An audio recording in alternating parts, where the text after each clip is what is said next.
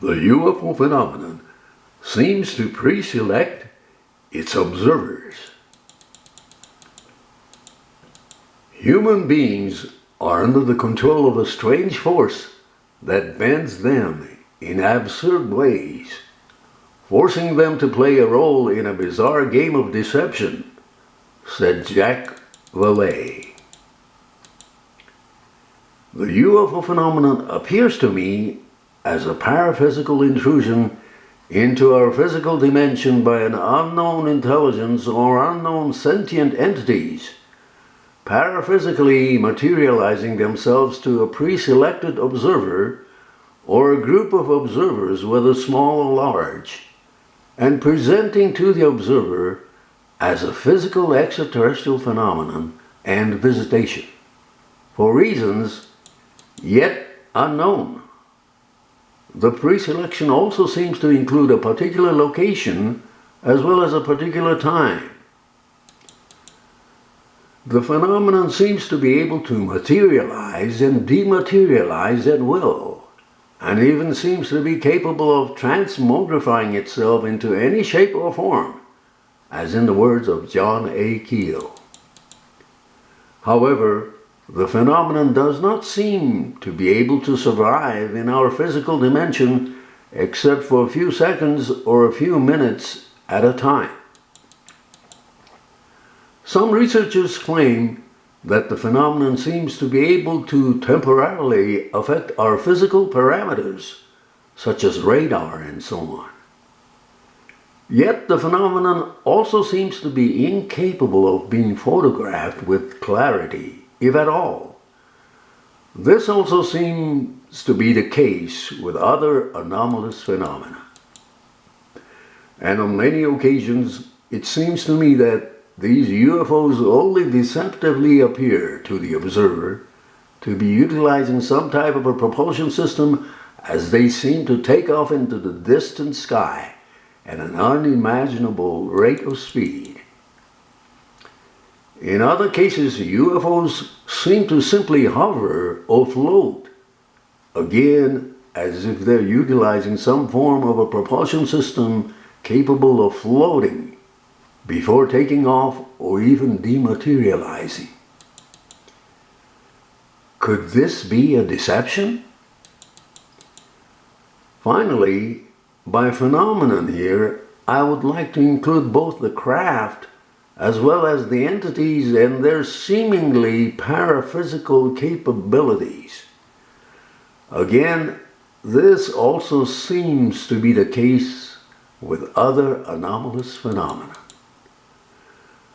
By the way, here's another of my favorite quotes from Dr. Jacques Vallée, the world's topmost authority on the UFO phenomenon, in my opinion. He said, "Contact between human percipients and the UFO phenomenon always occurs under conditions controlled by the latter.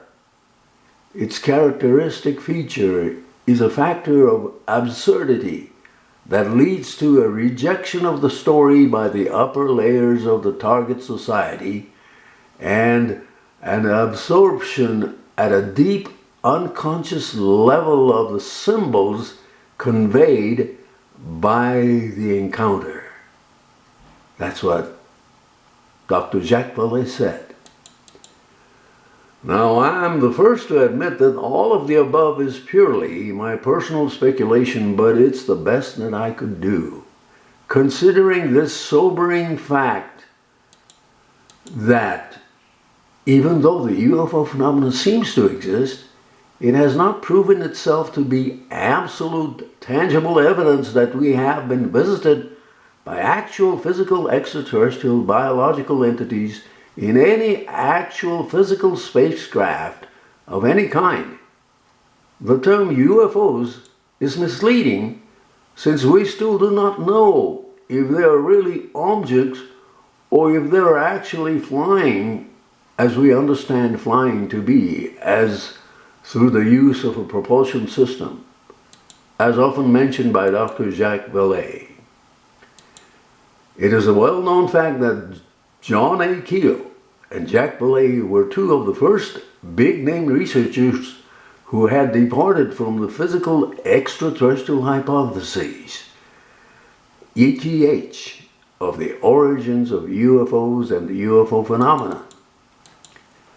Although it is still considered to be a minority view in the field of ufology, quite a number of researchers followed suit. Many of them seem to have gone from ETH to the fallen and malevolent. They seem to have concluded that UFOs are extra-dimensional and not from far outer space. I totally agree with them. Since the late 1970s, I too have maintained and will continue to maintain my opinion that we have never been visited by physical ETs in their physical spacecraft. In fact, science has yet to prove that UFOs represent any conclusive evidence whatsoever of physical ET visitations. The reality, in my opinion, is that they are deceptive, manipulative, and malevolent entities from another dimension, deceiving us by paraphysically materializing and posing as ETs from highly advanced civilizations from outer space. But this does not mean that benevolent ones do not exist. In fact, it is my belief that the benevolent ones not only exist, but they are in the majority. That is to say, with the ratio of 2 to 1 against the malevolent ones. That is, for every malevolent one, there are 2 benevolent ones. Eons ago, 1/3 of all cosmic paraphysical angelic entities were thrown out of their special domain by the Creator for participating in a cosmic shaking revolt led by Lucifer, who became Satan, and his followers, fallen angels, as suggested in Revelation 12:4. And many biblical scholars seem to support this interpretation. Perhaps the benevolent ones are doing good works without being seen by most of us. Perhaps they are what are believed to be guardian angels. But the ones that are deceiving people and causing confusion are certainly not the benevolent ones.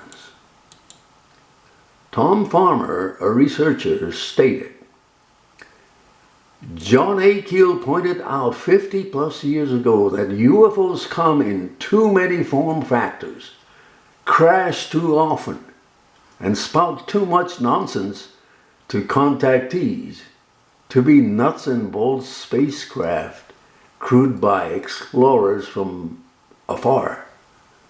They are a current frame of reference manifestations of a trickster intelligence that has always been with us. This is Norio Hayakawa in Albuquerque, New Mexico.